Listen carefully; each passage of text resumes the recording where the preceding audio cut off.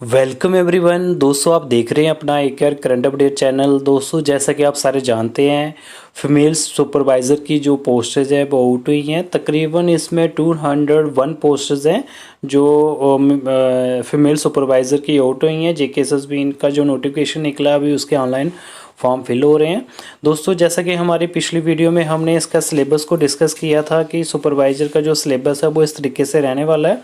वैसे ऑफिशियल जो नोटिफिकेशन इसके सिलेबस की वो जेकेएसएसबी की तरफ से नहीं आई है, तो लेकिन इसमें जो मींस के एक्सपेक्टेड जो सिलेबस रहने वाला होगा, जो रहने वाला है, जो पिछली सुपरवाइज़र की पोस्टर्स में जो रहा था उस पर हमने डिटेल में डिस्कशन किया था। आज हमारा जो टॉपिक है, हमारा लेक्चर रहने वाला है कि इसमें हम एडवांस में पढ़ना स्टार्ट कर देंगे। तो रोज़ हमारा 1-2 लेक्चर आएगा इस सुपरवाइज़र पोस्ट के लिए। तो इसका हमारा जो पहला टॉपिक है दोस्तों वो रहने वाला है कि मीनिंग ऑफ सोसाइटी, सोसाइटी होती क्या है, और मीनिंग ऑफ सोशोलॉजी, सोशोलॉजी है क्या, सोसाइटी की टाइप्स क्या हैं, अर्बन और रूरल सोसाइटी क्या हैं। तो थोड़ा थोड़ा इनके बारे में भी हम पढ़ेंगे। तो दोस्तों आप बने रहिए हमारे साथ। दोस्तों इस वीडियो को लाइक कर दो, शेयर कर दो। दोस्तों अगर हम बात करें सोसाइटी की, तो दोस्तों सोसाइटी होती क्या है। दोस्तों हम बात करें सोसाइटी की, तो सोसाइटी की बात करें, सोसाइटी एक लार्ज सोशल ग्रुपिंग होती है जिसमें जैसे कि आप ये पिक्चर में देख सकते हैं कि ये सोशल ग्रुपिंग है, समाज की ग्रुपिंग है। जैसे सारे लोगों को हमने इकट्ठा कर दिया, हर एक जो कैंड है इंडिविजुअल है, कोई कहीं का है, कोई कहीं का है, तो एक जगह पे जे इकट्ठे हो गए हैं। मैं दोबारा बता दूं, सोसाइटी एक लार्ज सोशल ग्रुपिंग है जिनका सेम जोग्राफिकल टेरिटरी है। जो अलग अलग की बात नहीं इसमें आती कि बहुत सारे कैंडिडेट या बहुत सारे लोग जो सेम जोग्राफिकल टेरिटरी के अंदर आते हैं and subject to the same political authority, और उनकी पॉलिटिकल अथॉरिटी भी सेम है and dominate culture expectation, mean कि उनका कल्चर जो एक्सपेक्टेशन है वो भी सेम ही रहने वाली हैं।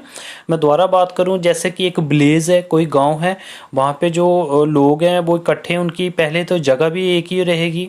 आप एग्जांपल ले लीजिए जे जम्मू डिस्ट्रिक्ट की, तो जम्मू डिस्ट्रिक्ट में जो भी लोग रहते हैं तो उनका सेम जोग्राफिकल टेरिटरी रहने वाली है और उनका पॉलिटिकल अथॉरिटी भी सेम रहने वाली है। और कल्चर अगर बात करें तो सेम, ऐसे कश्मीर डिवीजन का बात करें कि उनका कल्चर अलग से रहने वाला है। तो उस तरीके से हम बोल सकते हैं सोसाइटी इनको बोल सकते हैं। तो दोस्तों मैं दोबारा बता दूं, सोसाइटी एक लार्ज सोशल ग्रुपिंग है जिनका सेम जोग्राफिकल टेरिटरी रहने वाला है, मीन की उनकी सेम मीन्स की फीलिंग सेम, कल्चर, लैंग्वेज, ये सारा कुछ सेम रहने वाला है। तो दोस्तों इसके साथ साथ अगर बात करें, इसके साथ साथ बात करें सोसाइटी है क्या। सोसाइटी कोई भी ग्रुप ऑफ पीपल है जो लीव करते हैं, रहते हैं और इकट्ठे काम करते हैं अपने साथ एक ऑर्गेनाइज तरीके से, और वो एक अपने आप को एक सोशल यूनिट मानते हैं। तो ये डेफिनेशन डिफाइन किया है लिंटन ने इसको।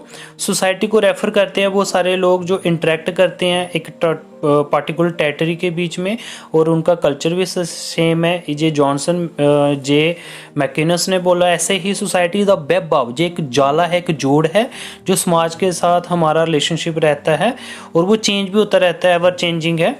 तो जे मैकल्बर और पेज ने बोला है। तो दोस्तों इसके साथ साथ अगर बात करें सोसाइटी की करैक्टरिस्टिक्स की, तो दोस्तों पहली हो गया पॉपुलेशन की। एक बेसिक करैक्टरिस्टिक्स है, सोसाइटी को माना गया एक लार्ज सोशल ग्रुप है जहाँ पे सारे इकट्ठे रहते हैं। डेफिनेट एक इनका बात करें कि डेमोग्राफी प्रॉपर्टी की बात करें, इनका साइज, कंपोजिशन या डेंसिटी, क्योंकि एक पर्टिकुलर एरिया में रहते हैं तो उस तरीके से जो रहने वाला है। इसके अलावा करैक्टरिस्टिक्स में आता है कि सब ग्रुप, इनके आगे सब ग्रुप भी हो सकते हैं कि एक लार्जर ग्रुप है इंडिविजुअल जो ऑर्गेनाइज किया है, एक अलग अलग यूनिट हैं ग्रुप के, जे स्मॉल यूनिट भी हो सकता है, एक बड़ी कॉरपोरेशन भी हो सकती है। और विद इन, मैं वही बात कर रहा हूँ, एक छोटा भी ग्रुप हो सकता है, बड़ा भी। जैसे हम बात कर रहे हैं एक इंडिया लेवल की बात करें या एक वर्ल्ड लेवल की बात करें, तो वर्ल्ड लेवल का हो गया बड़ा, और उसके बाद इंडिविजुअली इंडिया की बात करें वो हो गया छोटा, और उसके आगे और सब ग्रुप बात करें अलग अलग जो हमारी ड्यूटीज़ हैं, स्टेट्स हैं, ये भी हो गए छोटे छोटे group with in one society. एक सोसाइटी के अंदर अलग अलग सब ग्रुप होते हैं, उनको हम डिफाइन करते हैं या क्लासीफाई करते हैं ऑन द बेस से आप एज के हिसाब से। जैसे कोई ओल्ड एज आता है, मिडिल एज में आते हैं, जंग आ जाते हैं, अडल्ट वगैरह, फिर किड्स वगैरह आ जाते हैं। एज के हिसाब से, प्रोफेशन के हिसाब से, सेक्स मेल और फीमेल के हिसाब से, धर्म के साथ, लिटरेसी अनपढ़ता या साक्षरता है या कितनी अनपढ़ता है, तो जहाँ साक्षरता है इसके हिसाब से भी ग्रुप बन सकते हैं, ये भी करैक्टरिस्टिक्स आएगी। तो इसके साथ साथ और जो करेक्टरिस्टिक्स में है जी आगे एक दूसरे पे इंटरडिपेंड होना। सोसाइटी में हर एक बंदा दूसरे पे डिपेंड है, इंटरडिपेंड है। Another important characteristics just survival and well being each member. हर एक जो इंडिविजुअल जो सोसाइटी का है उसको सर्वाइव करने के लिए दूसरों पर डिपेंड रहना पड़ेगा। नो इंडिविजुअल, कोई भी अकेला इंडिविजुअल कभी भी सेल्फ सफिशिएंट नहीं होता है, उसको किसी ना किसी वर्क के लिए किसी ना किसी हेल्प की ज़रूरत पड़ती है, दूसरों पर डिपेंड रहना पड़ता है। चाहे वो खाने की बात करें, वो भी शेल्टर की बात करें, सिक्योरिटी की बात करें, और बहुत सारी ज़रूरतें जो नेसेसिटी की होती हैं उनको पूरा करने के लिए भी दूसरों पर डिपेंड रहना पड़ता है। तो दोस्तों इसके बाद जो नेक्स्ट करेक्टरिस्टिक्स है सोसाइटी की, एक सोशल इंस्टीट्यूशन है, एक समाज की इंस्टीट्यूशन है, जो एक मेन ऑर्गन है सोसाइटी का। सोशल इंस्टीट्यूशन एक कम्प्लेक्स बड़ी चीज़ है, इंटीग्रेटेड, इसमें नॉर्म रहने वाले हैं, रूल्स और रेगुलेशन रहने वाले हैं, और उनको हमने प्रिजर्व भी करके रखना है। ये जो इंटर रिलेशनशिप है इंस्टीट्यूशन का, ये सोसाइटी का स्ट्रक्चर मेंटेन करता है। दी फैमिली, एजुकेशन, इकोनॉमी, पॉलिटिकल और रिलीजन। जैसे हम बात करेंगे दोस्तों सेंटर लेवल पे, एक मैं इंडिविजुअल को रख रहा हूँ, इंडिविजुअल को, तो इंडिविजुअल जो है देखो, इंडिविजुअल को हर एक पर डिपेंड रहना पड़ेगा। एक गांव है, उसको गांव का जो इंडिविजुअल है उसको डिपेंड रहना पड़ेगा। पहले तो बच्चा जन्म लेगा फैमिली पर, फैमिली उसको नामकरण करेगी, उसकी सोशलाइजेशन करेगी, संस्कार देगी, पढ़ाएगी लिखाएगी, फैमिली उस पर डिपेंड रहेगी। एजुकेशन के लिए उसको स्कूल में जाना पड़ेगा, इकोनॉमी के लिए उसको पैसा कमाने के लिए जॉब वगैरह करनी पड़ेगी, पॉलिटिकल का भी वो मेंबर बन जाएगा, धर्म के साथ भी वो बिलोंग करता है। इस तरीके से वो हर एक चीज़ से का इंटरडिपेंडेंट है, और एक दूसरे पर मिलकर डिपेंड रहना जरूरी है उसके लिए। इसके अलावा और कैरेक्टरिस्टिक्स में आ गया कल्चर। कल्चर एक फंडामेंटल है for the survival of society. Culture can be said to include, इसमें ह्यूमन फिनोमेना आता है। कल्चर एक ब्रॉड टर्म है अपने आप में। इसके अलावा बात करें, इसमें एथिक होते हैं, मॉरल होते हैं, मैनर्स होते हैं, रिलीजियस थिंग्स होती हैं। मीन्स कि कल्चर में, जहाँ फिर हम धर्म की बात कर लें तो इनको धर्म में जैसे उनका पूजने का तरीका क्या है, प्रॉपर ड्रेसअप क्या है, ये सारा कुछ भी रहने वाला है, ठीक है। इसके अलावा और अगर बात करें कैरेक्टरिस्टिक्स की, तो इसमें आ गया सोशलाइजेशन, संस्कार। ये एक लाइफ लॉन्ग प्रोसेस है जो इंडिविजुअल को सीखना पड़ता है अपने कल्चर में के साथ। अपने में कि अगर वो हिंदू में जन्म लेगा तो वो हिंदू का कल्चर अपनाएगा, उनके रीति रिवाज को अपनाएगा, उनके तौर तरीकों को। अगर वो दूसरे धर्म में जन्म लेता है, रिलीजन में, तो वो उस तरीके का बिहेवियर पैटर्न को अपनाएगा, ठीक है। इसके अलावा इंडिविजुअल लर्न करता है वो सारी फंक्शनिंग और पार्टिसिपेटिंग मेंबर्स ऑफ सोसाइटी और ग्रुप थ्रू द, और भी संस्कार उसको मिलते हैं जब वो कोई दूसरी सोसाइटी की इंस्टीट्यूशन है। एक सोसाइटी है, सोसाइटी की इंस्टीट्यूशन, स्कूल हो गया, कॉलेज हो गया, यूनिवर्सिटी हो गया, आपका पुलिस के साथ भी नाता रखना पड़ता है। मीन्स कि पुलिस स्टेशन भी आ गया, हॉस्पिटल आ गया, जे अपना टेम्पल आ गया, पोस्ट ऑफिस आ गया, बैंक आ गया, जो सारी सोशल इंस्टीट्यूशन है, क्योंकि इनके साथ उनको वार्तालाप भी रहता है और फंक्शनिंग रहती है, क्योंकि ये सारे भी सोसाइटी के एक इंस्टीट्यूशंस हैं जिनके साथ उनका जो है मीन्स कि बार बार उन पर डिपेंड रहना पड़ेगा। ये सारी चीज़ें भी उसको सोशलाइज करेंगी। इसके अलावा बात करें, संस्कार देंगे। इसके अलावा कैरेक्टरिस्टिक्स की बात करें, ये सोसाइटी का परमानेंट ग्रुप है, क्योंकि ये नहीं है कि ये टेम्पररी है, खत्म हो जाएगा, ये तो रहेगा, पहले भी रहता था, आज भी रहेगा। परमानेंसी एक अनदर इंपॉर्टेंट कैरेक्टरिस्टिक्स है सोसाइटी की। ये टेम्पररी ऑर्गेनाइजेशन नहीं है इंडिविजुअल की। सोसाइटी लगातार रहेगी, even after the death of individual, की डेथ के बाद भी रहेगी। सोसाइटी इज कोहेरेंट ऑर्गेनाइजेशन, बड़ा इनका कोहेरेंट मीन्स की रिश्ता है। इसके बाद बात करें, इसमें डायनामिज्म भी आती है, इसमें चेंजेस भी आती रहती है। कोई भी चीज़ जो है इसमें स्टैटिक नहीं है, हर एक सोसाइटी में चेंजेस आती है और लगातार चेंजेस कंटिन्यूसली आती रहती हैं।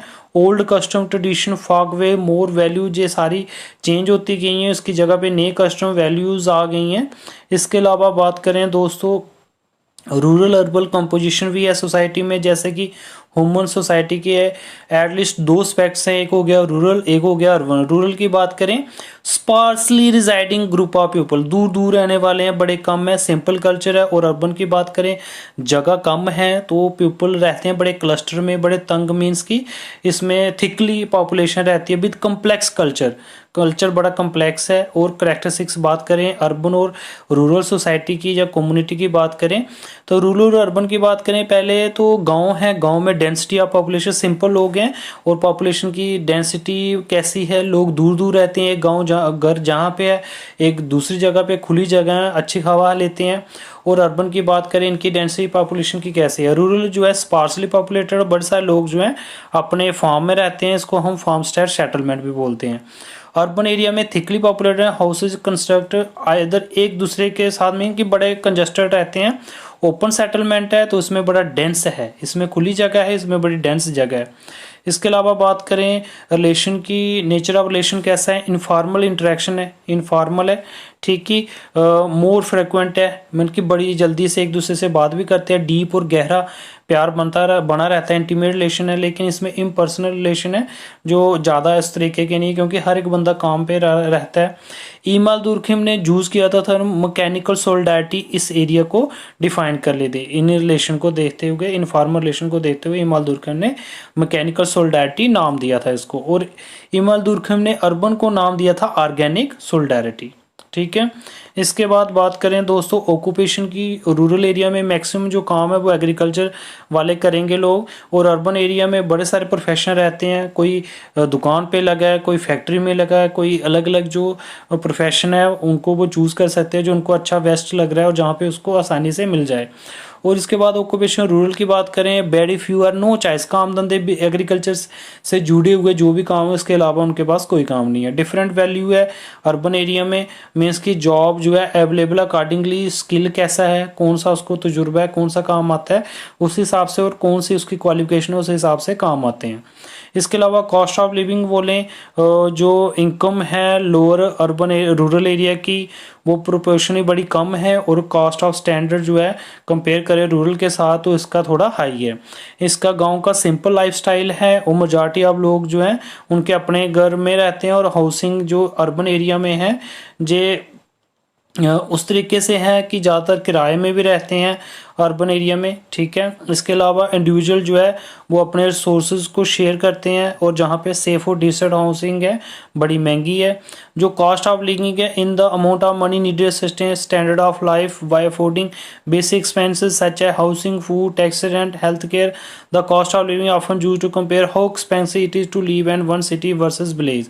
में सिटी में रहना ज़्यादा महंगा है, गाँव में मीन्स कि वो अपने घर में रहते हैं, खुली जगह है, ताज़ा अनाज खाते हैं, ताज़ा पानी पीते हैं। लेकिन सिटी में ऐसा नहीं है, सिटी में पोल्यूशन भी है, गांव में ऐसा कुछ नहीं है। तो इस तरीके से आप देख सकते हैं। एबिलिटी ऑफ सर्विस की बात करें, गांव में इस तरीके की क्वालिटी जो है और क्वांटिटी की बात करें वो बड़ी कम है सर्विस की, लेकिन अर्बन एरिया में गाड़ियां भी अच्छी हैं, हर एक चीज़ मिल जाती है। रूरल एरिया में मेडिकल केयर, एजुकेशन और इलेक्ट्रिसिटी की कमी है, वैसे आज की एज में नहीं है ऐसा कुछ, लेकिन मोर फैसिलिटी जो है गाँव में से ज़्यादा सिटी में ज़्यादा है। इसके अलावा समाज की कंट्रोल की बात करें, इनफॉर्मल सोशल कंट्रोल ज़्यादा इफेक्टिव और इसमें फॉर्मल सोशल कंट्रोल है। फॉर्मल हो गया कि उस तरीके का रहना मीन्स कि रूरल रेगुलेशन के अकॉर्डिंगली, और इसमें इनफॉर्मल है जो फैमिली और रिलीजियस इंस्टीट्यूशन है वो बड़ा रोल प्ले करती हैं, हेड ऑफ द फैमिली बड़ा रोल प्ले करता है।